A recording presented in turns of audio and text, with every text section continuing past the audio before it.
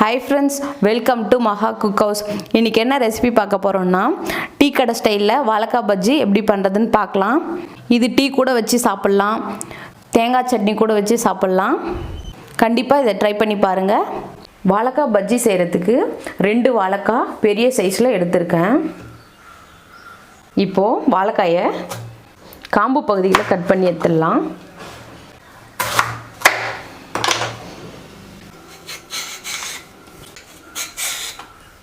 இந்த மாதிரி தோல் எல்லாம் ரிமூவ் பண்ணிடலாம்.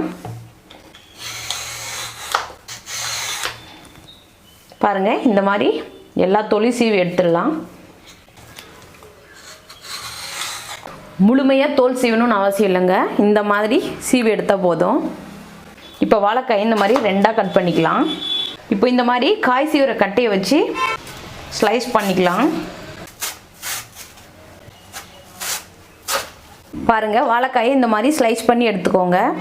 இப்போ இத தண்ணில எல்லாம் போட தேவையில்லை. இப்போ ஒரு பிளேட்ல இப்போ இது ஒரு ஓரமா இருக்கட்டும். இப்போ வாழைக்காய் ஒரு ஓரமா இருக்கட்டும். பஜ்ஜி மாவு ரெடி பண்ணலாம். ஒரு மிக்சிங் பவுல் எடுத்துக்கோங்க.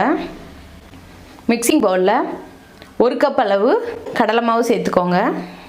இது அளவுல சொல்லணும்னா 1/4 கிலோ அளவு. 1/2 கப் அளவு பச்சரிசி மாவு நைஸா அரைச்சிட்டு சேர்த்துக்கோங்க. அரிசி மாவு சேர்க்கும்போது ரொம்ப நைஸா அரைச்சிட்டு சேர்க்கணும். 1/4 டீஸ்பூன் அளவு பெருங்காயத்தூள் சேர்த்துக்கலாம். கொஞ்சமா பேக்கிங் சோடா சேர்த்துக்கலாம். பேக்கிங் சோடா அதிகமா சேர்த்துறாம கொஞ்சமா சேர்த்துக்கோங்க. 2 டேபிள் ஸ்பூன் காஷ்மீரி மிளகாய் தூள் சேர்த்துக்கலாம். இது காரம் ரொம்பவே கம்மியா இருக்கும். நம்ம கலருக்காக இத சேர்த்துக்கலாம். தேவையான அளவு உப்பு சேர்த்துக்கலாம்.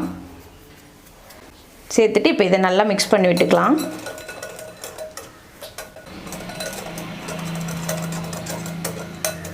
நம்ம சேர்த்திருக்க அரிசி மாவு கடலை மாவு எல்லாம் நல்லா mix ஆகி வரணும்.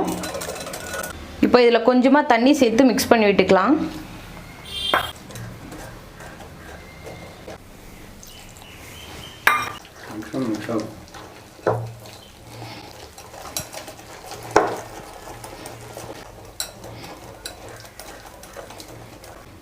நம்ம மாவு சேர்க்கும்போது சின்ன சின்னதா கட்டிகள் மாதிரி இருக்கும்.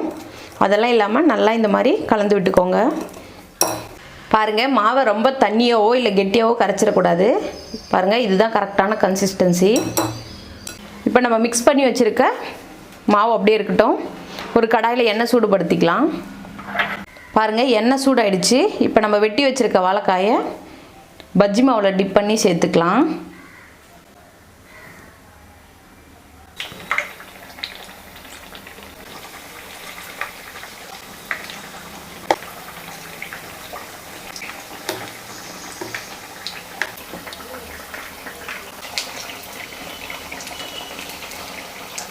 அடுப்பு ஹை ஃப்ளேம்ல வச்சிட்டு ஃப்ரை பண்ணும்போது வெளிய நல்லா வெந்து வந்துரும். உள்ள வேகாம அப்படியே நின்னுடும். சோ அதனால மீடியம் ஃப்ளேம்லயே வச்சிட்டு ஃப்ரை பண்ணிக்கலாம்.